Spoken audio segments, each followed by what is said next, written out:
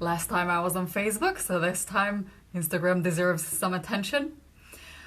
I'm palpably not in a good mood, but I decided that that shouldn't hold me back. Last week was emotionally very challenging. I'll talk about it. But instead of hiding away and procrastinating just because of my mental health, I decided that I'm going to connect this time. Hello, gorgeous.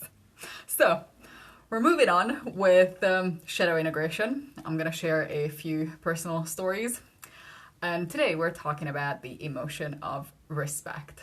And yes, kids, the heart symbol is not a useful symbol, so careful with it. All right, so the reversal of respect shows itself as arrogance in the face of wisdom. He gave us a to-do list and sent us off to work as a team. I wasn't technically part of the team. I carved out more of a solo agent position. After 10 painstaking minutes of watching the team arrange 150 chairs in rows with such nitpicking perfection that my eyebrows permanently stuck up my forehead, I quietly sneaked out. I decided to single-handedly execute a few jobs that I thought should be on that to-do list. At the end of the day, I was late for the team debrief. I had more important things to take care of, all for the benefit of the whole event, obviously. Instead of starting the meeting without me, they waited for me. A team meeting needs the entire team. We start together, we finish together. He looked me in the eye and said, "You think you're better than everyone, don't you?" I did.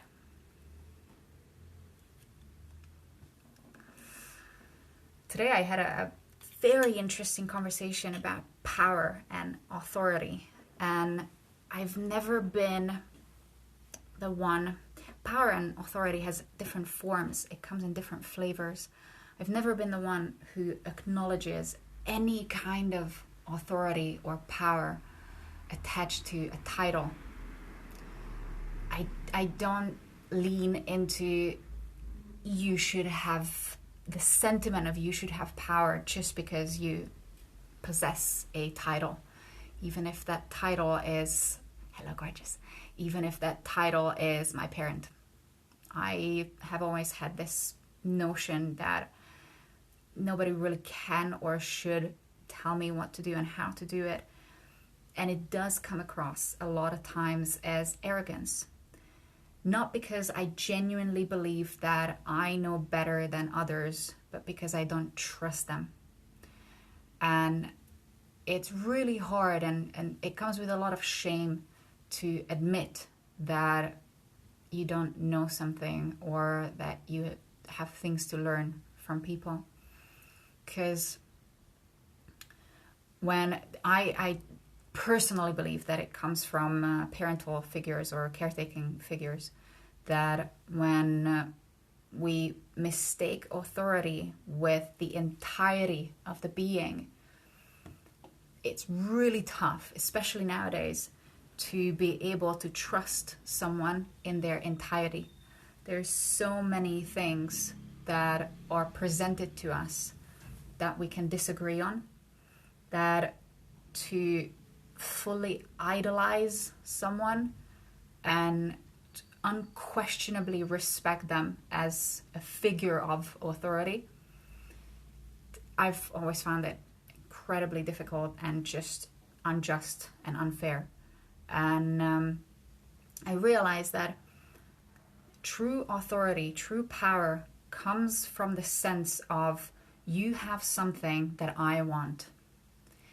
And we are better off if that something is not a material something, but a skill, a set of tools, some knowledge, a feeling state, or something that that person represents.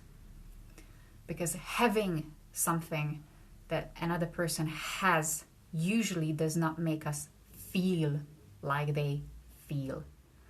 And the tricksy thing with titles and presenting ourselves as a powerful authority figure comes from the facade of having something or feeling something. Probably that's why I felt like shit for the entire week. But I realized that I'm much better off coming here and connecting and still talking, still doing the work, still feeling like I'm productive, rather than numbing myself. And I had a lot to process this week, but instead of taking the time to actively go through my emotions and process them, I tried to numb them. And I needed to take some time off, just completely away from everything that I've been dealing with for the past 2-3 months, because a lot of things are changing in my personal life.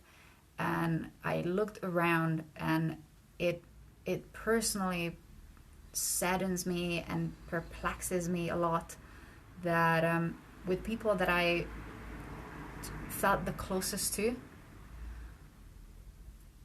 we are finding more and more things that we disagree on. And it just left me with this gaping wound of feeling incredibly lonely. I find less and less authority figures out there, just in general, less and less people that I genuinely trust, because these emotions build upon each other. Last time we talked about D1, trust. Today we're talking about D2, respect. You cannot have full-on respect. You cannot generate respect for someone, and you cannot expect someone else to have respect towards you without genuine trust. If there's not a coharmonic resonance, if there's not a common ground between two people or an organization and a person, whatever form, then you don't fully believe that what they have is good for you, or that they can teach you or give you or share with you in a personal and meaningful way what you're looking for. Because again, the material thing that they have, the circumstances that they have, might not be the thing that you're actually looking up to or that you're actually seeking. It might just be a feeling state, or a state of being connected or being on the same page or having each other's backs, or feeling like you've got someone in your corner so that you're not completely alone with a very niche, specific set of ideas and feelings in a landscape, a cultural and economical and political and financial landscape where we are very heavily pitted against each other. We are presented with so many opportunities that we can actively disagree on, and we're very consciously getting less and less opportunities to just level the field and agree on things. So that's the end of my speech. And I'm not good at marketing, so I did not prepare any of this. This just came out of my feelings and frustrations. But I genuinely mean that that's why I designed and still designing with you guys, with the group, the Ultimate Desire Sessions. Check out my website, check out my Facebook. That's what we're going to do from May onwards. Because even within very niche communities, there can be such divide based on such futile, tiny details. We all have our personalized, customized lives. We all have our free will. We all have our free agency. Nobody can tell you what to do, how to do it.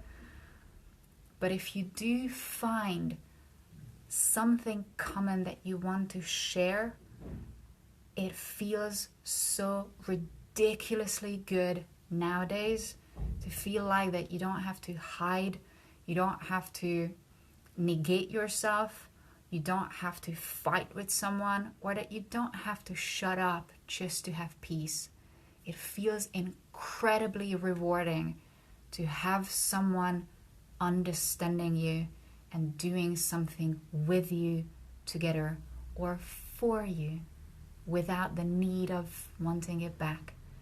So in a very strange way, everything that happened last week, it made me, and again, this is not one of those marketing things. It's like, well, that's my slogan, so I have to get back to it and I have to repeat it. Am I just not a genius?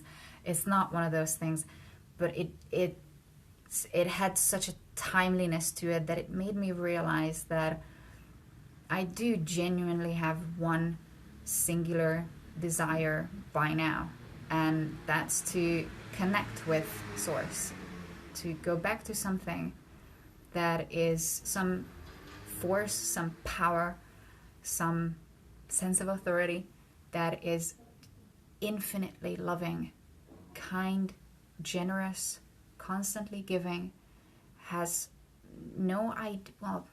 the idea about it, but has no intention to hurt, harm, to instigate conflict, but it allows for it, because otherwise we wouldn't have freedom, we wouldn't have the free choice. So there's an immense, generous allowance towards you can treat each other however you want, you can do whatever you want with your life or with other people's lives. There will be consequences, but not in a morally punishing way, just in terms of pure physics, quantum physics. What's going to happen with your quanta? What's going to happen with your energy?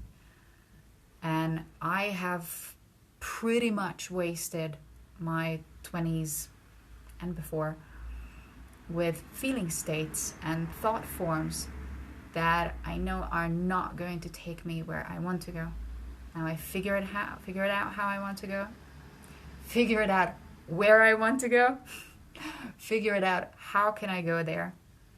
And now it's up to me to actually practice it, because in a world like this, we are bombarded with more and more opportunities how to get fragmented into a million pieces, and it can be really rewarding emotionally, mentally, reassuring, very safe, very peaceful, very grounding to have a point of focus.